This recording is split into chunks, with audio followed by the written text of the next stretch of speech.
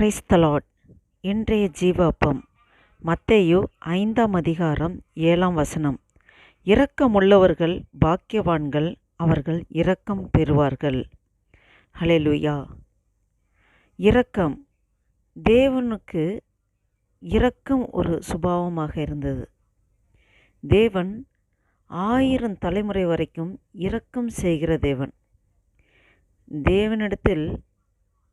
தேவனிடத்தில் அன்புக்குரியவர்களுக்கு 1000 தலைமுறை வரைக்கும் இரக்கம் செய்கிற தேவனாக இருக்கிறார். அவர் இரக்கத்தில் ஐஸ்வர்யம் உள்ளவர்.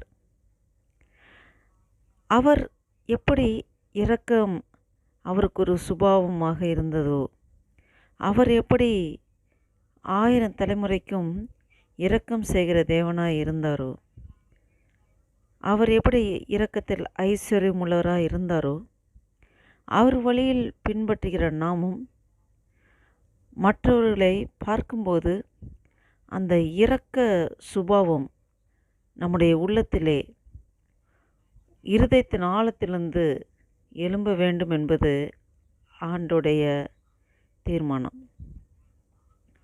மற்றவர்கள் கஷ்டப்படும்போது, பாடுபடும்போது, அவர்கள் குறைவுகளில் இருக்கும்போது நமக்கு ஆட்டோமேட்டிக்லி அவங்களுக்கு ஏதாவது செய்யணும், அவங்களுக்கு ஏதாவது ஒரு விதத்தில் உதவணும், ஐயோ அவங்க இவ்வளோ கஷ்டப்படுறாங்களே, அவங்க பாரத்தை ஏதாவது கொஞ்சம் சுமக்கணும் அப்படிங்கிற ஒரு எண்ணம் நமக்கு ஆட்டோமேட்டிக்கலி வரணும். அதை தான் ஆண்டவர் நம்மாண்டில் எதிர்பார்க்கிறார். இரக்கம். யார் எப்படி என்ன இருந்தால் என்ன, நம்ம நல்லா இருந்தால் போதும், அப்படி இருக்கக்கூடாது. அதுதான் வேதத்திலே நாம் பார்க்கிறோம். நல்ல சமாரியன், அந்த ஆண்டவர் அதை ஒரு உதாரணமாக சொல்லுகிறார். ஒரு வழிப்போக்கன் எருசலேமிலிருந்து எரிகோவுக்கு போயிட்டுருக்கும்போது கள்ளர்களாலே அடிபட்டு குத்துயிராய் உயிருக்கு போராடி இரத்த வெள்ளத்தில் இருக்கும்போது ஒரு ஆசாரியன் அந்த சைடாய் போகும்போது அதை கண்டுக்காமல் பக்க வழியாய் திரும்பி போகிறார். ஆசாரியன் தான், தேவாலயத்து காரியங்களை செய்த மனிதன்தான். ஆனால் அவன் இருதயத்தில் ஒரு இரக்க சுபாவம் இல்லாமல் போனது. அதற்கு பிறகு ஒரு லேவியன் அந்த சைடு கடந்து போகிறான். அவனும் கண்டுக்காமல் போகிறான். அவனும் ஆசாரிய ஊழியம் செய்கிறவன் தான். ஆண்டருக்கு அடுத்த காரியங்கள், தேவாலயத்துக்கு அடுத்த காரியங்களை செய்கிற ஒரு ஒரு போஸ்டிங்கில் இருக்கிறவங்க தான் இந்த லேவி கோத்திரத்தில் உள்ளவர்கள். அவனும் வழி விலகி போகிறான். ஆனால் சமாரியன், இந்த ஆசாரியனும் லேவியன் மாதிரி கிடையாது. அவன் அதுக்கு தேவாலயத்துக்கு காரியங்கள் செய்கிறதுக்கு அதுக்கும் இது சம்பந்தமே இல்லாத ஒரு சமாரியன், அவன் உள்ளத்திலே ஒரு இரக்கம்.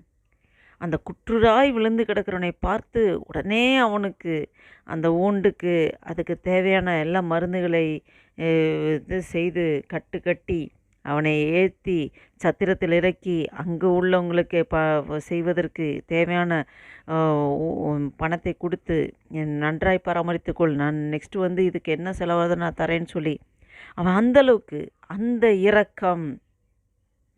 ஏழைக்கு இறங்குகிறவன் கர்த்தருக்கு கடன் கொடுக்கிறான் என்று ஆண்டவர் சொல்லியிருக்கிறார்.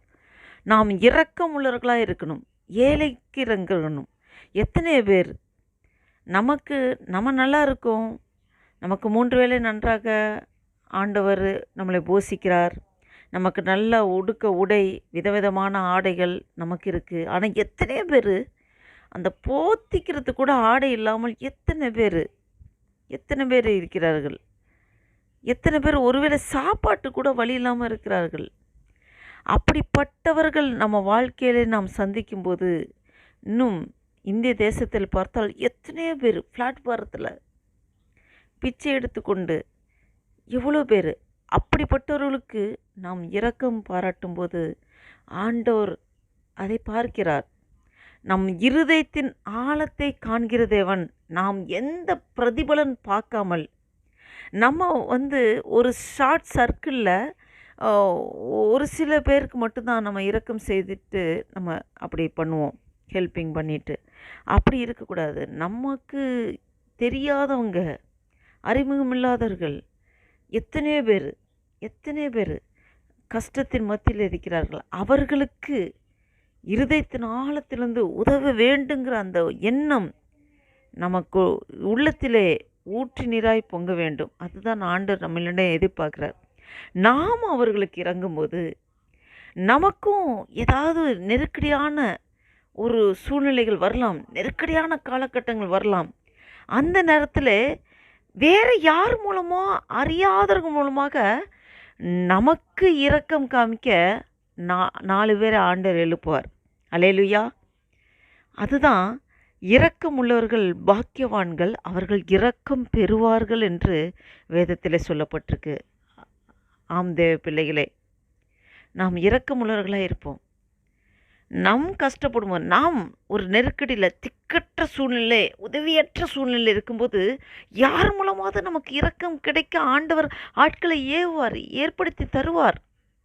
நாம் எந்த பிரதிபலன் பார்க்காமல் நாம் இரக்கமுள்ளவர்களாக இருப்போமா? ஜெபம் செய்வோம்.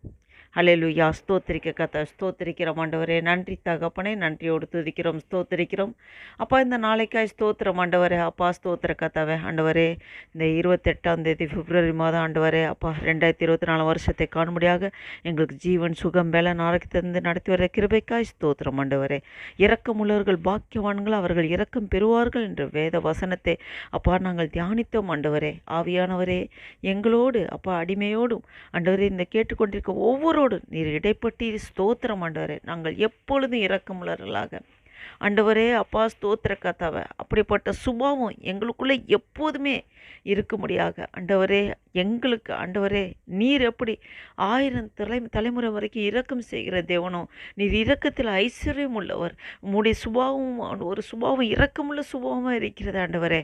அப்பா உம்முடைய வழியில் அப்பா நாங்கள் பின்பற்றுகிற நாங்களும் அதே சுபாவத்தோடு அதே ஆண்டவரே அப்பா ஸ்தோத்திர கத்தாவை அப்பா அந்த ஒரு நற்காரியங்கள் செய்யும்படியாக அப்பா ஸ்தோத்திர கத்தை அநேகருக்கு உதவி செய்யும்படியாக ஆண்டவரே அப்பா ஸ்தோத்திர திக்கற்றவர்களுக்கு, அனாதைகளுக்கு, விதவைகளுக்கு ஆண்டவரே நாங்கள் உதவி செய்யும்படியாக எங்கள் கரங்களையும் ஆண்டவரே நீர் ஆசீர்வதித்து தருகிறதுக்காக ஸ்தோத்திரம் ஆண்டவரே. நன்றி அப்பா. நாங்கள் மற்றவர்களுக்கு இரக்கம் காண்பிக்கும் போது எங்களுக்கு ஆண்டவரே அப்பா யாருன்னே தெரியாமல் யார் மூலமாவது ஆண்டவரே நீர் இரக்கம் தருவீர் ஆண்டவரே, இரக்கம் பாராட்டுவீர் ஆண்டவரே. நன்றி தகப்பனே, நன்றி தகப்பனே. அப்பா நீர் அப்படியே செய்கிறதுக்காக ஸ்தோத்திரம் ஆண்டவரே. அப்பா அந்த புதிய நாளில் ஆண்டவரே இந்த சிந்தனையோடு அப்பா எங்கள் வாழ்க்கையை தொடர அப்பா நீ கிருபை பாராட்டுகிறதுக்காக ஸ்தோத்திரம். ஆசீர்வதிங்க, பலப்படுத்துங்க.